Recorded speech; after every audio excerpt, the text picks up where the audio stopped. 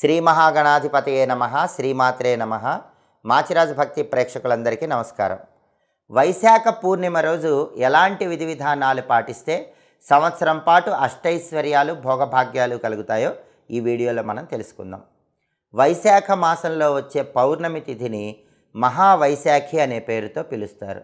మహావైశాఖి రోజు కొన్ని ప్రత్యేకమైన విధి విధానాలు పాటిస్తే సంవత్సరం పాటు ఆయురారోగ్య అష్టైశ్వర్యాలు భోగభాగ్యాలు కలుగుతాయి. వైశాఖ పూర్ణిమ రోజు ఎవరైనా సముద్ర స్నానం చేస్తే చాలా మంచిది. ఎదుటి వాళ్ళ ఏడుపు, నరఘోష, దిష్టి, శత్రుబాధలు ఇవన్నీ పోవాలంటే వైశాఖ పూర్ణిమ రోజు సముద్ర స్నానం చేయాలి. వీలైతే ఒక కరక్కాయ సముద్రంలో వేసి ఆ తర్వాత సముద్ర స్నానం చేయాలి. అలాగే వైశాఖ పూర్ణిమ రోజు కొన్ని దానాలు ఇస్తే అద్భుత ఫలితాలు కలుగుతాయి. పెరుగు కానీ మజ్జిగ కానీ వైశాఖ పూర్ణిమ రోజు ఎవరికైనా దానం ఇస్తే ధనప్రాప్తి, విద్యాప్రాప్తి కలుగుతాయి. కాబట్టి ఒక పాల ప్యాకెట్ కానీ ఒక పెరుగు ప్యాకెట్ కానీ ఎవరైనా బ్రాహ్మణుడికి వైశాఖ పూర్ణిమ రోజు దానం ఇవ్వండి. ధనపరంగా ఉన్న సమస్యలు తొలగిపోతాయి. ఇంట్లో పిల్లలకి చదువు బాగా వస్తుంది.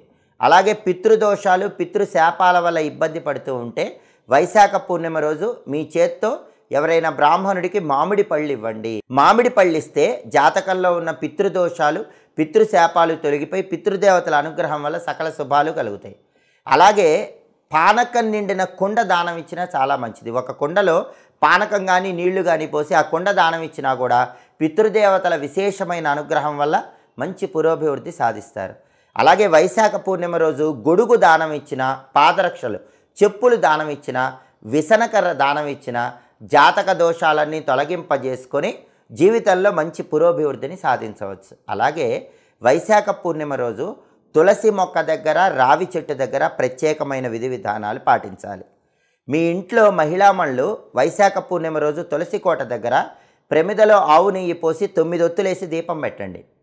తులసి కోటలో గులాబీ పూలు, తెల్లటి పుష్పాలు ఉంచండి. తులసి కోట దగ్గర దానిమ్మ పండు గింజల్లో తేనె కలిపి నైవేద్యం పెట్టండి.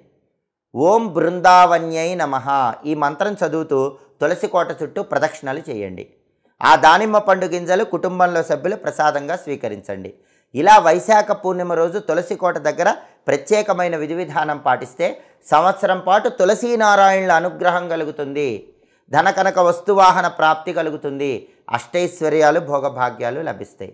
అలాగే పిల్లలు లేని ఆడవాళ్ళు ఎవరైనా సరే వైశాఖ పూర్ణిమ రోజు రావి చెట్టు దగ్గరకు వెళ్ళి ఒక ఎరుపు దారము, ఒక పసుపు దారము, ఒక తెలుపు దారము రావి చెట్టు కొమ్మకు చుట్టండి. ఎరుపు దారము, పసుపు దారము, తెలుపు దారము రావి చెట్టు కొమ్మకు చుట్టి రావి చెట్టుకు ప్రదక్షిణలు చేయండి.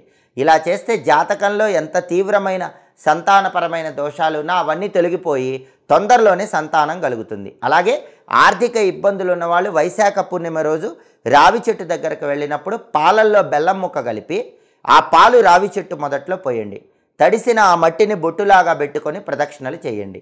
ఈ ప్రత్యేకమైన విధి విధానం పాటిస్తూ ఓం అశ్వత్థనారాయణాయ నమః ఈ మంత్రం చదువుతూ రావి చెట్టు చుట్టూ ప్రదక్షిణలు చేయండి. సంవత్సరం పాటు ఆర్థికంగా మంచి పురోభివృద్ధిని సాధించవచ్చు. కాబట్టి వైశాఖ పూర్ణిమ సందర్భంగా సముద్ర స్నానం చేసుకోవటం, తులసి కోట దగ్గర, రావి చెట్టు దగ్గర ఈ విధి విధానాలు పాటించడం, ప్రత్యేకమైన దానాలు ఇచ్చుకోవటం ద్వారా సంవత్సరం పాటు విశేషమైనటువంటి రాజయోగం లభిస్తుంది.